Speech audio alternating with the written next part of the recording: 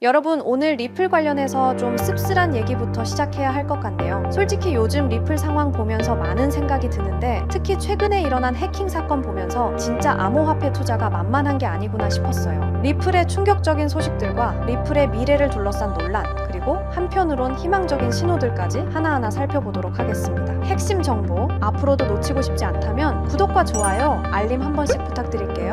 자, 지금부터 진짜 중요한 이야기 시작합니다.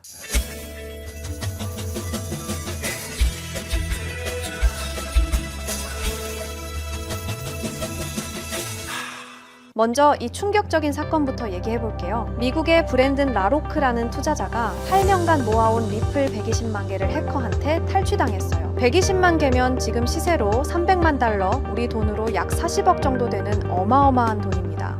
이분이 유튜브 영상을 통해서 자신의 사연을 공개했는데 정말 가슴 아픈 내용이었어요. 저는 모든 것을 제대로 했다고 생각했다고 하시면서 이제는 라스베이거스로 이사도 집을 사는 것도 불가능하다. 아내와 함께 은퇴했지만 다시 일터로 돌아가야 할 상황이라고 말씀하셨어요. 여러분, 은퇴한 분이에요. 편안한 노후를 보내려고 했던 분이 다시 일자리를 찾아야 한다니 정말 암담하죠. 그런데 어떻게 이런 일이 일어났을까요? 이분이 사용한 게 엘리팔 지갑이었는데 문제는 이게 인터넷과 연결된 상태, 즉 하설렛 상태였다는 거예요.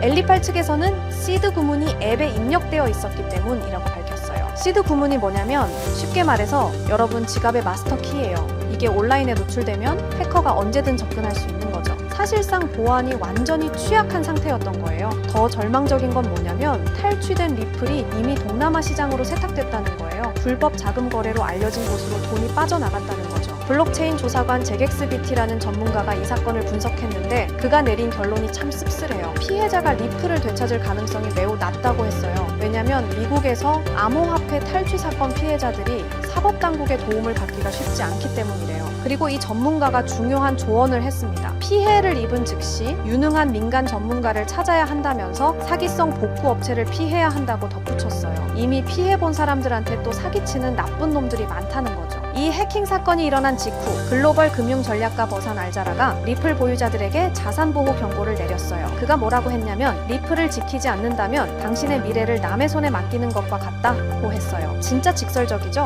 근데 맞는 말이에요. 특히 10월 초에 1900만 달러 규모, 우리 돈으로 약 250억 정도 되는 대규모 청산 사태가 발생했다고 하는데 이런 상황에서 자산 통제권을 지키는 것이 생존의 문제라고 강조했어요. 알자라가 제시한 유일한 해법은 셀프 커스터디예요. 셀프 커스터디가 뭐냐면 내 코인을 내가 직접 관리한다는 거예요. 거래소나 제3자한테 맡기지 않고요. 이분이 어떻게 하고 있냐면 본인은 콜드 월렛을 8개나 사용한다고 합니다. 왜 이렇게 많이 쓰냐고요? 보안을 다층적으로 강화하기 위해서래요. 한 곳에 다 넣어두면 위험하니까 분산 보관하는 거죠. 콜드 월렛의 장점이 뭐냐면 개인이 프라이빗 키를 직접 소유해서 완전한 자산 통제권을 확보할 수 있다는 거예요. 그리고 온라인 해킹 위험에서 벗어날 수 있고요. 반대로 거래소나 커스터디얼 월렛의 자산을 보관하면 어떻게 되냐? 프라이빗 키를 제3자가 소유하게 돼요. 이건 실질적으로 자산의 통제권을 잃는 거라고 알자라는 지적했어요. Not your keys, not your coins 라는 말 들어보셨죠? 네 키가 아니면 네 코인도 아니다. 이 말이 왜 나왔는지 이제 아시겠죠? 자, 리플 가격 보면 진짜 재미없죠? 2.3달러대에서 꿈쩍도 안 해요. 근데 이게 알고 보면 일부러 그런 거라는 분석이 나왔어요.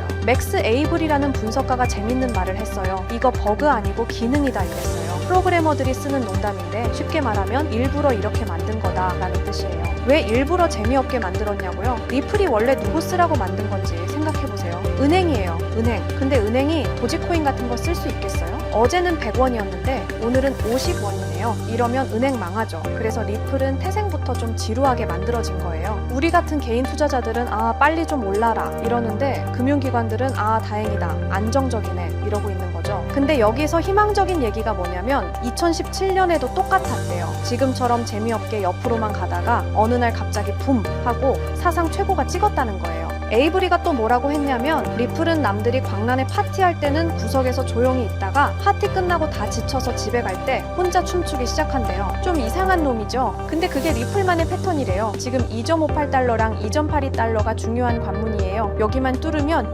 드디어 시작이구나 할 수 있는 거죠. 지금 재미없어 보이는 이 시간이 사실은 스프링 압축하는 시간일 수도 있다는 거예요. 언젠가는 튀어오르겠죠? 이제 좀 희망적인 얘기를 해볼게요. 리플 쪽에 드디어 희망적인 시그널이 떴습니다. 10월 17일 하루 만에 결제 거래량이 2배 넘게 폭증했어요. 무려 13억 3천만 리플. 이건 이달 최고 수준입니다. 이게 왜 중요하냐면 과거에도 거래량 급증 이후에 리플 가격이 반등했던 적이 많아요. 이번에도 비슷한 흐름이 나오고 있는 거죠. 기술적으로도 단기 바닥 시그널이 나왔어요. RSI는 35에서 37 사이에서 평탄화, 하락 거래량은 줄고 있고 가격 핸들 범위도 확 좁아지고 있습니다. 만약 2.6에서 2.7달러 구간을 돌파하면 3달러까지 반등 가능성도 있다는 분석이 나와 있어요. 또 하나, 이 거래량 급증이 국경 간 결제나 기관 투자자 움직임일 가능성도 높아요. 보통 이들은 시장 전환 타이밍에만 움직이거든요. 그리고 지금 리플을 10,000개 이상 들고 있는 지갑 수가 역대 최고치인 31만 7,500개를 돌파했습니다. 중대형 홀더들이 꾸준히 매집하고 있다는 뜻이죠. 게다가 MBRB 지표도 마이너스 15.3%까지 하락. 이건 지금이 저가 매수 구간일 수 있다는 의미예요. 진짜 반등 올 수도 있습니다. 주말에 XRP 커뮤니티가 떠들썩했던 논쟁 얘기해볼게요. 먼저 정리부터 하고 갈게요. XRP는 암호화폐, 그러니까 코인이고요. 리플은 이 XRP를 만든 회사예요. 비트코인은 창시자가 사라졌지만 XRP는 아직도 만든 회사가 활발히 활동하고 있는 거죠. 그런데 주말에 사람들이 뭘 가지고 싸웠냐면 XRP라는 코인이 리플이라는 회사가 없어져도 계속 존재할 수 있냐, 이 문제였어요. 왜 이게 논란이 됐냐고요? 지금 XRP 가격 움직임을 보면 완전 리플 회사에 달려 있거든요. 리플이 우리 어떤 은행이랑 계약했어요. 발표하면 XRP 가격이 오르고 리플이 조용하면 XRP도 조용해요. 마치 회사 주식처럼 움직이는 거죠. 그래서 한쪽에서는 이거 문제 있잖아. XRP는 독립적인 암호화폐라면서 왜 이렇게 회사에 종속적이야? 라고 했어요. 실제로 리플 회사 빼고 XRP로 뭘 하냐고 물으면 NFT나 밈코인 정도? 실사용은 거의 없어요. 한 사람이 도박성 활동이 생태계의 생존을 보장하지는 않는다고 했는데 팩트죠. 반대편에서는 아니야, XRP는 기술적으로 독립적이야 라고 반박해요. 실제로 리플이 검증자 하나밖에 안 돌린대요. 그러니까 리플 회사가 사라져도 XRP 네트워크는 계속 돌아간다는 거죠. 이걸 쉽게 비유하면 이래요. 삼성전자가 없어져도 여러분 갤럭시 폰은 작동하잖아요. XRP도 마찬가지예요. 리플이 없어져도 XRP는 작동해요. 근데 문제는 뭐냐면 삼성이 없으면 갤럭시 업데이트도 없고 AS도 없고 신제품도 없겠죠? XRP도 똑같아요. 리플 없으면 작동은 하는데 발전도 없고 홍보도 없고 파트너십도 없는 거예요. 이게 XRP의 딜레마예요. 독립적인 코인이라고 하는데 현실적으로는 리플 회사에 완전 의존적인 거죠. 결론? XRP는 기술적으로는 독립적이지만 현실적으로는 리플 없으면 그냥 평범한 코인 하나가 되는 거예요. 이 관계를 어떻게 정리하느냐가 XRP의 미래를 결정할 것 같아요. 여러분 잠깐만요. 저 정말 솔직하게 고백할게요. 2022년 봄날 저는 인생에서 가장 바보 같은 실수를 했습니다. 투자에서 가장 중요한 게 뭘까요? 분석 실력? 자금력? 운? 틀렸습니다. 바로 타이밍입니다. 아무리 좋은 코인이라도 타이밍을 놓치면 의미가 없어요. 아무리 확실한 정보라도 늦으면 이미 늦은 거거든요. 제가 왜 이렇게 확신하는지 아세요? 저도 그 쓴맛을 봤거든요. 당시 제 업비트 계좌에는 2억이 넘는 돈이 있었어요. 5년간 악착같이 모은 전 재산이었죠. 그런데 단 하루 만에 그 돈의 80%가 사라졌습니다. 테라루나, 이런 일이 나한테 일어날 리 없어 라고 생각했는데 현실이었어요. 왜 하필 그 타이밍에 매수했을까? 왜 그때 안 팔았을까? 하지만 여러분, 그 절망의 순간이 저를 완전히 다른 사람으로 만들어놨습니다. 지금부터 들려드릴 이야기는 어떻게 타이밍이라는 운명을 제가 통제할 수 있게 되었는지에 대한 진짜 이야기입니다. 혹시 이런 경험 있으신가요? 밤늦게 차트만 보다가 잘못된 타이밍에 매수하신 적, 포모 때문에 고점에서 들어가서 물렸던 순간 손실이 나니까 감정적으로 더 큰 베팅을 했던 경험, 이번엔 다를 거야 라고 생각했지만 또 같은 실수를 반복하셨죠? 저도 똑같았습니다. 업비트 상장 코인들 보면서 이놈이 그놈 같고 유명한 코인 사서 들고 있자니 수익률은 시원찮고 유튜브에서 이것저것 찾아보고 심지어 매수매도 타이밍 알려준다는 지표까지 돈 주고 사서 써봤어요. 결과는 수익은커녕 원금도 못 지키는 매매만 반복했습니다. 그때 깨달았어요. 인간의 감정은 투자에서 최대의 적이라는 것을요. 그래서 결심했습니다. 나를 완전히 배제시키자. 내가 잠든 사이에도, 회사에 있을 때도, 심지어 휴가를 떠났을 때도 감정 없는 차가운 알고리즘이 24시간 나를 대신해서 완벽한 타이밍에 거래한다면 처음에는 시중 자동 매매 프로그램 5개를 써봤어요. 하지만 문제가 있더라고요. 업비트 전용이 아니라서 한국 시장 특성 반영을 못하고 월 구독료가 말도 안 되게 비싸더라고요. 그리고 어떤 로직으로 작동하는지 알 수 없어서 믿음이 안 가기도 하고요. 그런데 우연히 개발자인 친구를 만나서 조언을 받았어요. 남이 만든 걸 믿고 쓰는 것보다 네가 직접 만드는 게 훨씬 안전하지 않을까? 그날부터 정말 악착같이 도전했습니다. 3개월간 밤낮 없이 공부했습니다. 파이썬 프로그래밍, 기술적 분석, 리스크 관리, 백테스팅 모든 것을 처음부터 배웠어요.